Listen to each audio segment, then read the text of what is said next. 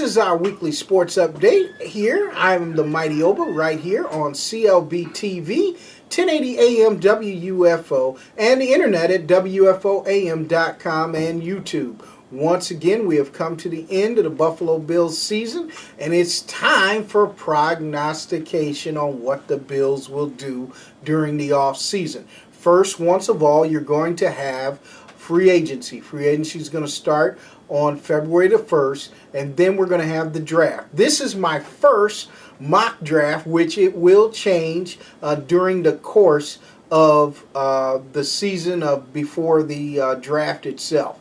The draft will be, of course, in April. I probably come out with 10 different mock drafts, but right now, this is my first mock draft that I want all of you to take a look at some of these players that I think could be choices for the Buffalo Bills. Number one, I have Quentin Coples from the University of North Carolina. This defensive end is 6'6", 285 pounds. He is a stud, no doubt about it.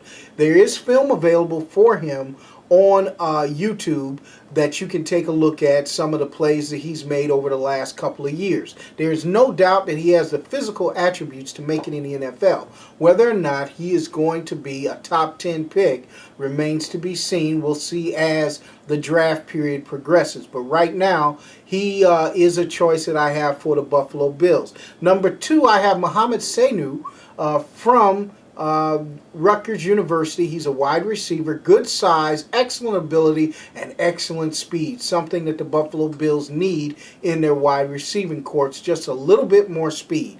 Number three, I have Russell Wilson. Russell Wilson might be the steal of the draft. If the Buffalo Bills can get him in the third round, he could possibly be the steal of the draft. Russell Wilson is a quarterback out of University of Wisconsin. He is one that I have as the Buffalo Bills' third pick in the of the third round. He'd be the third round pick of the Buffalo Bills.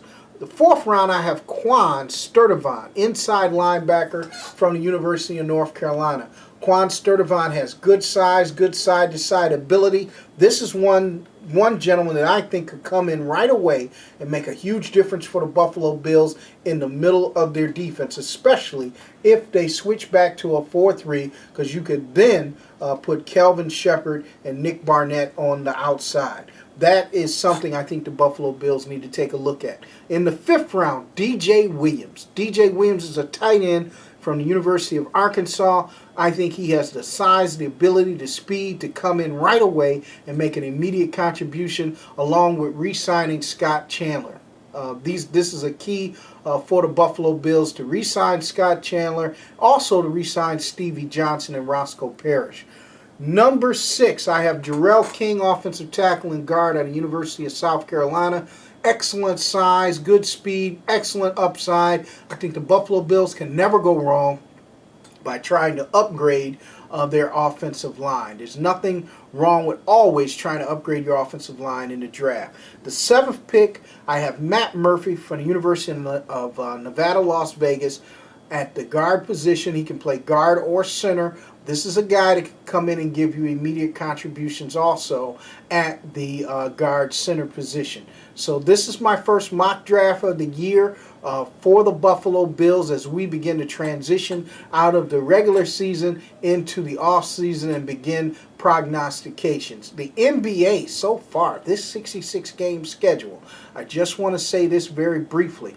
Watch the teams that utilize their benches wisely during the 66-game schedule, in which you have many back-to-back games and some back-to-back-to-back games. That's going to hurt some of the older teams. So the teams that have better benches and have better bench contribution will be the teams that survive this 66-game schedule of the NBA. Hey, that's all for me here on our weekly sports update. I am the Mighty OB'a with my first mock draft for 2012.